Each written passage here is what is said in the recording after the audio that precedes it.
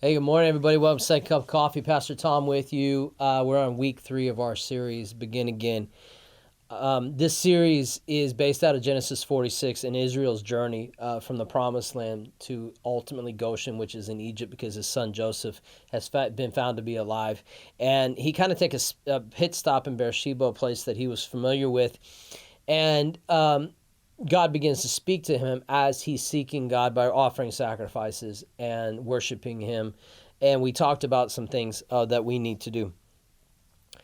In the midst of that, there is a theme of the year that we have at Rancho Christian Center this year, which is making him known, him being Jesus. You're moving into a new place. Maybe more about making him known in that place where otherwise he wouldn't be, as opposed to just the provision you're going to receive there. How do I know that? Well, through his prayer, through his worship, and through his hearing, he's told in verse 5, or he's told to go. And so in verse 5, he gets up from Beersheba, and he begins his journey again. Again, that's what we're talking about, beginning again. You may be on the fence. Do I want to do that or do I not? Let me give you some grace. Let me give you a reason. A grace is a power to do something you couldn't do on your own. A reason to do it is this. When he got to Egypt, he blessed people 2 separate occasions. There's actually more, but I'm going to just talk about 2. 1, he blessed Pharaoh.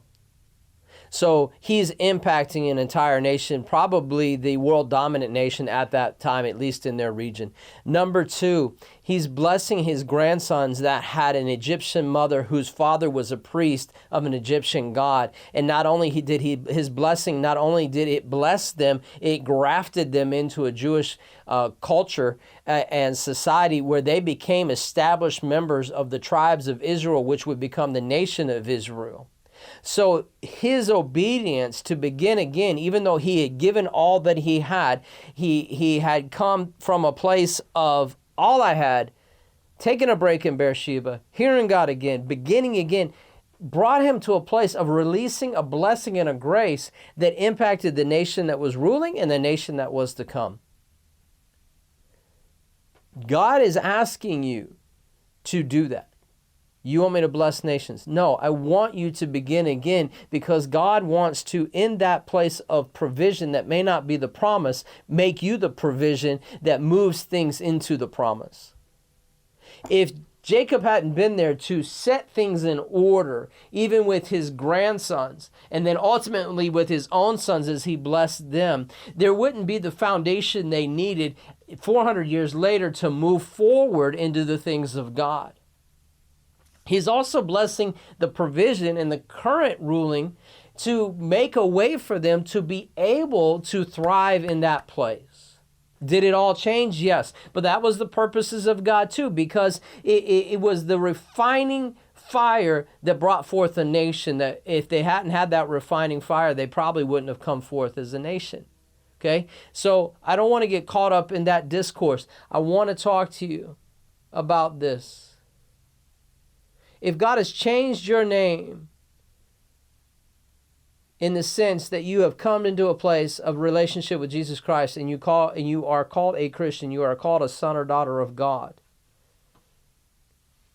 and he has moved you into a provision like Goshen, or he's moving you towards that, can you choose to begin again? Because the end result is not influence, it's not even just receiving, it's releasing impact that could potentially impact nations. We see it here with Jacob. We see it here with Israel. He absolutely impacted 2 nations through blessing. I don't know how that's going to play out in your life, but next week we're going to have a conversation with Ellen Miller about prayer and fasting. We have finished up our time of prayer and fasting from January 4th to 11th, looking to reset a little bit, recalibrate, so we can hear God about making him known. And I want to get her perspective, even on Israel and what he was facing and how important worship is.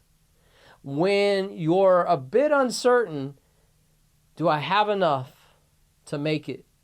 How important is worship, prayer, and fasting in that transaction and in that transition that helps you get from where you are to where God wants you to be and the impact that you can make? Come back with this next week. If this meant something to you, share it. You can find us on YouTube, Facebook, and our app. We love you, and we'll talk to you soon.